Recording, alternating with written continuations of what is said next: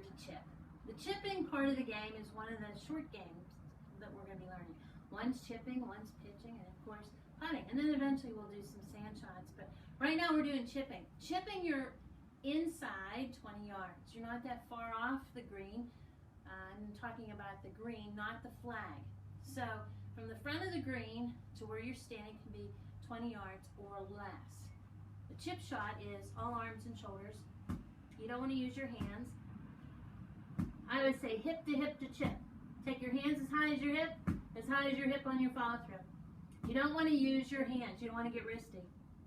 So chipping, I want to take my hands as high as my hip, chop into the ground, that pops the ball into the air. When I do chipping, I'm not trying to lift it. I don't want my arms to collapse at all. One of the biggest problems with this shot is people have a tendency to get wristy. They're trying to lift it. So I'm going to take it back and chop. That pops the ball up into the air. So I'm not trying to lift it. My arms aren't bending. If I chip, a lot of times I have people practicing with a little extension, and when they chip, they don't want their wrist involved. If you use your wrist, you'll feel that hitting your waist or your side.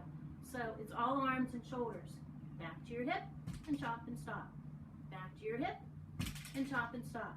Don't use your hands. Goals for chipping. 1, don't use your hands. 2, when we chip, you want to get your eyes right on top of the ball. So I can go straight back, straight through. It's a more reliable motion. Most people get too far away. Eyes on top of the ball. Second is eyes on top of the ball. Third, legs. Well, my preference is my feet together. You can separate your feet, just don't dance. No weight shift.